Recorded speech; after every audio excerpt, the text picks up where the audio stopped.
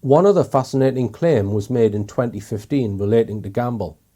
Two US Madeleine researchers using the Internet Archive website Wayback Machine to investigate the history of the CEOP website said they had found a record of CEOP setting up a dummy page for Madeleine McCann on their website dated the 30th of April 2007.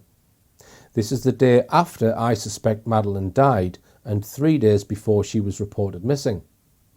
If this could be proved, it confirms my theory that Madeleine died on the Sunday, triggering a frantic effort assisted by government agencies to plan a hoax abduction 4 days later. But the owners of the website removed the entry, claiming the entry was invalid. In my opinion, this issue is still not settled. It is fundamentally a technical argument, and I myself, with much experience of internet programming, am not convinced by any of the explanations people have put forward as to why the entry was invalid. Let's just mention a few other paedophile connections to this case. I dealt with Robert Murat earlier and the allegations by two witnesses that he had attacked a young girl and had child sexual abuse images on his computer. He was unable to explain to the police why he had encrypted material on his computer. One of the Prydeler's residents with whom Murat had business interests and whom he met up with between his early morning flight to Portugal and Madeleine's reported disappearance was a Russian expat, Sergei Malinka. Clearly, they were good friends and business associates. There were also allegations that he too had child abuse images on his computer, but it appears that he wiped his hard drive before the police could get to it. I will also mention Jane Tanner's interview by Leicestershire Police in April 2008. During a series of interviews, she made constant sexual innuendos, for example about the males in her group needing relief. She seems to have no idea that to constantly joke about sexual issues and use sexual innuendos in a police interview on a possible child abduction case was abnormal. These were not references to child sexual abuse, but they do suggest that the culture of the McCanns and their friends may have been fairly uninhibited on sexual issues. There is one other very important reason why this constant connection of the McCanns with the subject of paedophilia matters a great deal. And that's because of credible claims that both Jerry McCann and his good friend David Payne had a sexual interest in children. The allegation was especially credible because it was made by two general practitioners who had actually previously holidayed with the McCanns, Dr. Arul or Savio Gasper and his wife, Dr. Katharina Gasper. They were prompted, they said, by seeing the face of Dr. David Payne on television a few days after Madeleine was reported missing. Because of what they remembered happened on their previous holiday with the McCanns and the Paynes, they instantly thought that Dr. Payne might be connected to Madeleine's disappearance. They immediately contacted Leicestershire Police, who took formal statements from them. Dr. Katharina Gasper on the 16th of May said, "I was sitting between Jerry McCann and David Payne, and I think both were talking about Madeleine. I can't remember the conversation in its entirety, but they seemed to be discussing a particular scenario. I remember Dave saying to Jerry something about she, meaning Madeleine, would do this. While he mentioned the word this, Dave was doing the action of sucking one of his fingers, pushing it in and out of his mouth, while with his other hand he was doing a circle around his nipple with a circular movement around his clothes. This was done in a provocative way. There seemed to be an explicit insinuation about what he was saying and doing. I remember being shocked by that. I always felt it was something very weird and that it was not something anyone should say or do. I looked at Jerry and also at Dave to gauge their reactions. I looked around as if saying, did someone else hear that, or was it just me? The conversation stopped for a moment. Then we all began conversing again. Moreover, I remember Dave doing the same thing on another occasion. During our holiday in Mallorca, each parent would bathe all the children in turn. I was keen to stay near the bathroom if Dave was bathing the children. I remember I said to Savio to be careful and to be close by if Dave was helping to bathe the children, and my daughter in particular. Her husband, Dr. Errol Gasper, said in his statement, "During the period when we stayed at the villa, I remember a gesture made by David Payne. I do not remember the context of the conversation between David and Jerry, but I do remember seeing David use his left index finger to rub his nipple using circular movements, while he put his right index finger into his mouth, touching his tongue. I remember that when I saw this gesture, I immediately thought it to be in very bad taste, independently of the context of the conversation they were having. I don't know if anyone else saw the gesture apart from my wife, Katharina." Inexplicably, Leicestershire police held on to these statements for an unbelievable 6 months before faxing them over to the Portuguese police. I suggest this was no mistake either, because they were sent over to Portugal a couple of weeks after Gonçalo Amaral had been removed from his post. I have to ask why any genuine police force would refuse to pass on information like this, which clearly the two Gasper doctors fully intended to be investigated. It seems that Leicestershire police, or the associated powers that be they were colluding with, didn't want Gonçalo Amaral to know that instead of the possibility of the alleged abductor being a paedophile, he might be dealing with at least 2 paedophiles within the group of doctors that were claiming Madeleine had been abducted.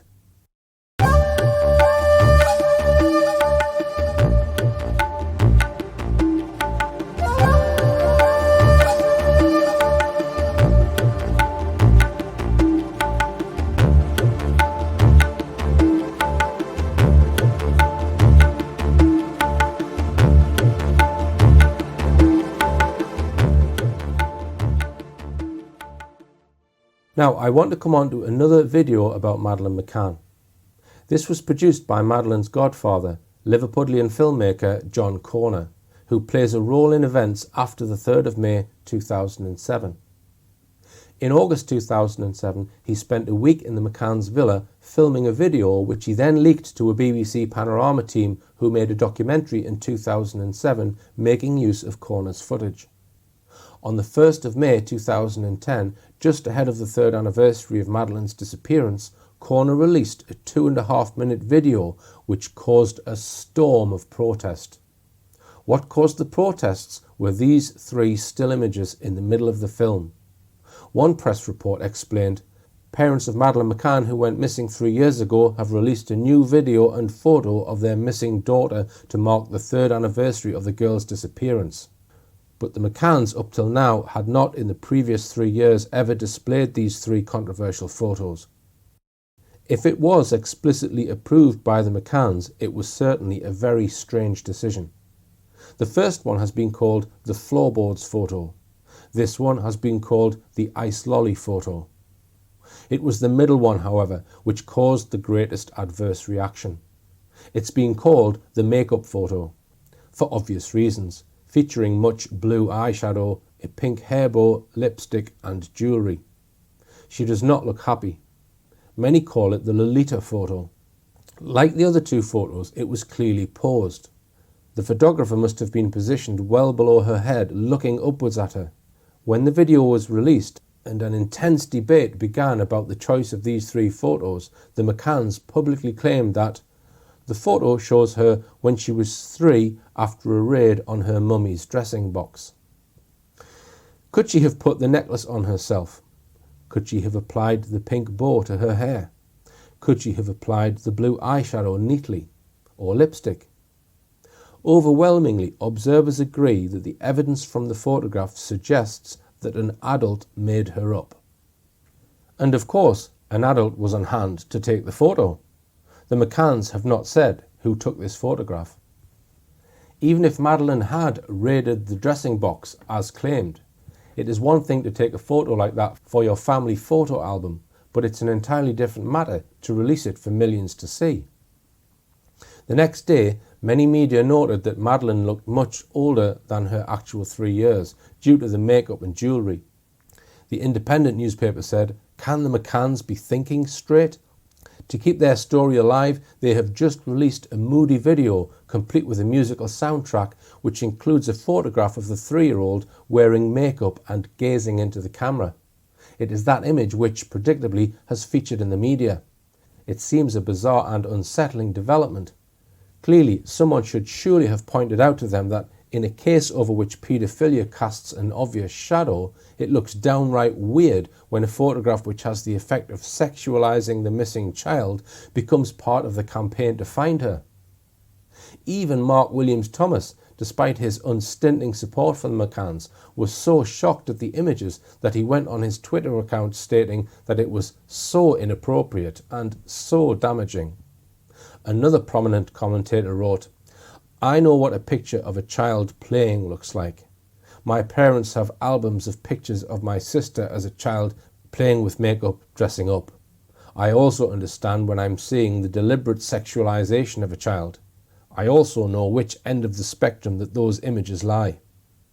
I've previously criticised people for expressing these sorts of views, but when you see the 3 Madeleine pictures in that video in close succession, you start asking, what's the probability that this is just some sort of accidental pose? I really don't like the answer. I'm not a photographer nor a filmmaker, nor actively involved in the media, and so if I can pick up on these references, then John Corner most certainly can. Newspapers were flooded with similar comments. Here's a selection. And there were hundreds more comments like this, all in the same vein. When I looked through the range of comments about the makeup photo, I found 2, both of which I think are very perceptive. I'm looking at her hair. The fringe is kind of grown out and comes to beneath her eyes, just like the last photo, the one of Maddie by the pool with Jerry and Amelie. If you look at pictures of her a few weeks before in Donegal, her fringe isn't that long. If it was taken before the holiday, it must have been just before, in my opinion. The second comment, also very observant. Still, I don't understand the purpose of the photo with the blue eyeshadow. Anybody notice that on this said photo, the right side of the background seems to show the same wall as the wall in the new released video? So was the photo taken while on holiday? Is the photo meant to remember somebody who was there when the photo was taken?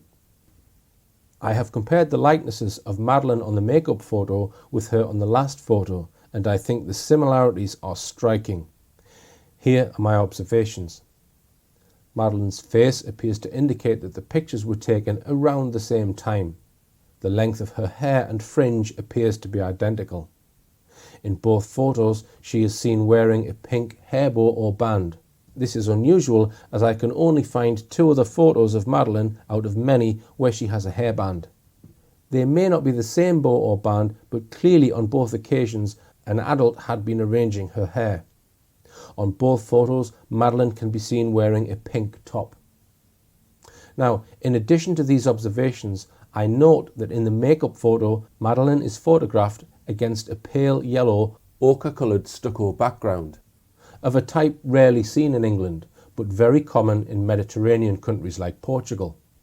Moreover, to the right of Madeleine's head is a dark-coloured object which could be a lamp holder, which again looks similar to the layout of properties in the Ocean Club. Here is an example. The blue object looks as though it might be a blue plastic chair, as shown here. Now, in my previous film, When Madeleine Died, you'll recall that I presented persuasive evidence that the so-called last photo must have been taken on the Sunday, the second day of the holiday, mainly because of the weather conditions. I also showed that there was no convincing evidence of any photos of Madeleine being taken after that date. I suggest that the makeup photo was taken in Praia de Luz that very week. There is no evidence that any photos of Madeleine exist after Sunday the 29th of April. So I suggest that the makeup photo was taken on the same day. Madeleine, to most observers, looks unhappy in this photo. Madeleine was also dressed up for the last photo. She has a pink smock on, and she had a pink hairbow or bead. In the makeup photo, she also has a pink top, maybe the same one. She still has a hair bead or bow, maybe different, but now additionally she has a necklace, eyeshadow and lipstick. It's a possibility then that the makeup photo was taken in the afternoon sometime after the last photo by the pool. And as I suggested in my last film, I think the time Madeleine died may have been within a few hours of that picture being taken. So is it possible then that the makeup photo is the true last photo of Madeleine? I have covered the subject of paedophilia, of child sexual abuse in some detail, because, as I hope I have shown, it does appear to be relevant in some way to the reported disappearance of Madeleine McCann. By that, I do not mean to accuse the McCanns or any of their Tapper 7 friends of being paedophiles. The only evidence of this, indirect evidence, comes from the statements of Dr. Arrell and Dr. Katharina Gasper, which I will leave for you to interpret. Nor do I suggest that Madeleine was killed at the hands of a paedophile, though in this extraordinary case I don't think anyone can rule it out. The makeup photo, possibly taken on Sunday, is disturbing. But is it possible that however Madeleine died, by sedation, by accident, or by a violent attack, that there is some kind of hidden connection that the McCanns or one of their friends have to some high-level paedophile ring? Let's not forget also that Peter Hyatt, an expert in statement analysis, concluded that there was a strong possibility of child sexual abuse in connection with this case. There is one more statement, and I hesitate to mention it because it is so graphic, but it is in Kate McCann's book. She describes how she imagined Madeleine having been abused. I told him about the awful pictures that scrolled through my head of her body, her perfect little genitals torn apart. Admitting to the existence of these images somehow confirmed them as a real possibility. Now, what was that doing in her book? On top of all these indications, there is one other obvious mystery that we must explain, and that is the astonishing way in which the government and the security services were all over the case from day one, and maybe even before if we count Robert Murat's dash to Praia da Luz 3 days before Madeleine was reported missing. What else could possibly account for this, except the cover-up of a potential national scandal over high-level VIP abuse of young children? It can only have been something very big and very bad. If the McCanns were in any way, however loosely, connected to a high-level paedophile ring, that would certainly explain it. I want to briefly examine some other theories that have been put forward to explain this remarkable top-level involvement. These centre around, firstly, the true genetic origin of Madeleine, and secondly, theories that the pharmaceutical industry was involved. Some people have suggested that most of the holidaymakers were swingers on an adult holiday, and that this was the reason for the cover-up. It is said that none of the high-profile attendees wanted to admit they were swingers. Others simply point to the McCanns' existing connections to the rich and powerful, such as Jerry McCann being on the committee of the nuclear energy quango Comore, along with Gordon Brown's brother Andrew Brown. One set of theories suggests Madeleine may not have been the child of both parents. These theories have included, firstly, that Madeleine was adopted, or secondly, that Madeleine was a surrogate child, or thirdly, that Madeleine was the result of a sperm donation by a third party. Other theories relating to genetic origin suggest that Madeleine was the product of some kind of genetic experiment, maybe with her DNA having been partly genetically engineered, or that she was a clone. In other words, a secret intelligence genetics or eugenics research program. The McCanns have always insisted that they are the natural parents of all 3 children. All were conceived by IVF treatment. Madeleine was born after IVF treatment in England and the twins after IVF treatment in Holland. One curiosity is that, so far as I'm aware, no photo of Kate being pregnant has ever been published. In her interviews in the early days, Kate said little about her pregnancy with Madeleine, describing it as easy and problem-free. In her book, she writes, "My pregnancy was totally without complications. No sickness, no back pain, no bleeding, no swelling. I felt great." And of Madeleine's birth, she said, "There she was, perfect." A specific allegation that Jerry McCann was not Madeleine's father first surfaced in the Portuguese press in the paper 24 Horas in September 2007. The story claimed that senior sources of the Portuguese police believed that they knew who the sperm donor was and stated that he had been traced and had been in England on the 3rd of May, the day Madeleine was reported missing. The newspaper claimed that this had been confirmed by Portugal's National Institute for Forensic Medicine. A source claiming to be from the Portuguese police said Jerry McCann was not the sperm donor for Maddie. He was the donor for the twins, but it's possible that Jerry himself doesn't know he's not the biological father. There may have been a switch at the laboratory. Another magazine, Tal Qual, repeated the allegation, causing Clarence Mitchell on Jerry McCann's behalf to issue a firm insistence that he was the true father of Madeleine and to threaten to sue the magazine. Finally, was there a connection to the pharmaceutical industry? Theories that the pharmaceutical industry was involved put forward that Madeleine, and maybe the twins as well, were being subject to a trial, authorised or unauthorised, of some new and potentially dangerous drug, and that a pharmaceutical company may have leaned on Mark Warner and the government to cover up their testing of a drug that was being trialled, which caused Madeleine's death. All this appears to be speculation, though I have discovered that two doctors on that holiday with whom the McCanns were friendly, Dr. Paul Weinberger and Julian Totman, have significant connections with the Government Chemical and Biological Warfare Centre at Portondown, Wiltshire.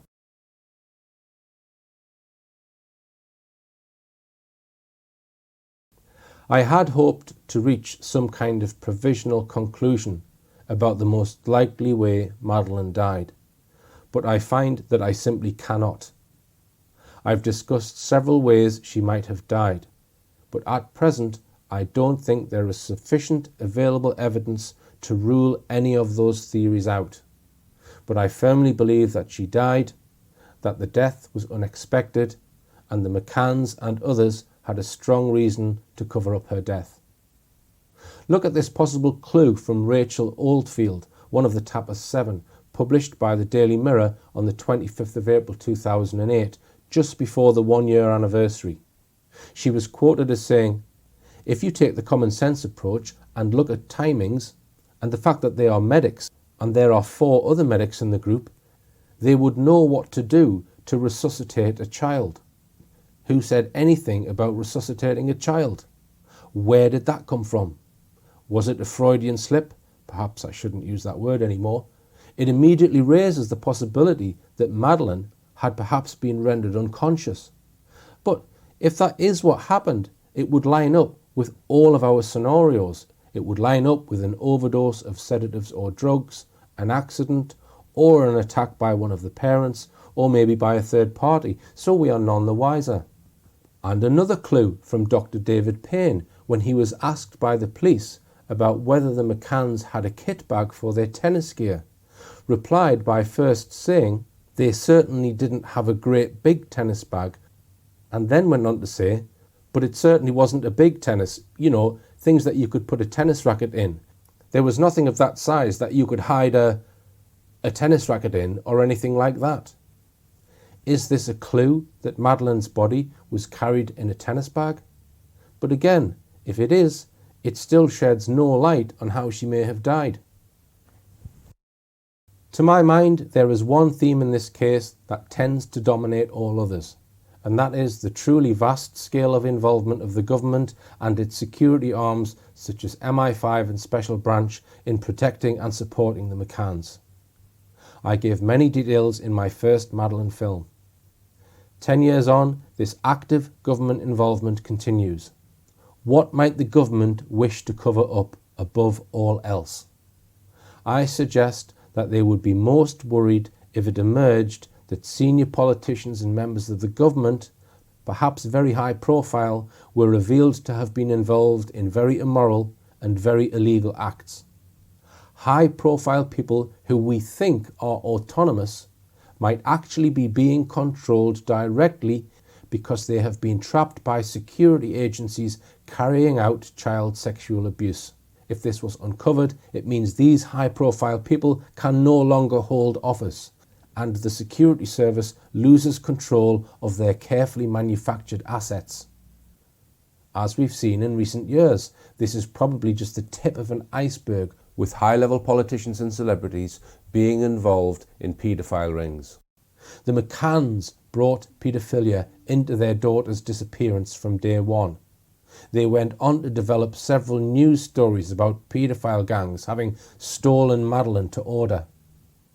It may be that the McCanns' connection to the world of paedophiles is only slight, but even if they just had personal knowledge and proof of one very key person who was a paedophile, that might just be enough for a panic-stricken government to trigger the huge amount of support from British police and security services, government and media, who all seemed available at the drop of a hat to swing into action on the morning of Friday the 4th of May, and create such a powerful abduction scenario that 10 years on, most British people still believe it.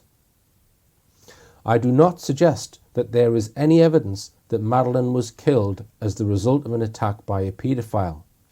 But then, like so many others, I am troubled by the Lolita photograph of Madeleine. It's a very disturbing thought that an adult could make up Madeleine in a highly sexualized way in order to make her available for a paedophile. As for the cause of death, I have taken you where I can, but have not been able to completely rule out any of the suggested causes. And here's where I need your help. If you have any knowledge or view or opinion on what may have happened, please email me. This may be my last scheduled film about Madeleine McCann, but if anything new and credible should emerge, be sure I will be telling you about it. Thanks very much for watching this series of films. Just one final point on why I made these films.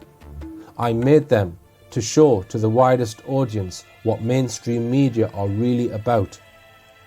If you've watched my whole series, which now amounts to about 14 hours of documentary, please follow these links and watch a BBC documentary about the case and a BBC interview with Robert Murat.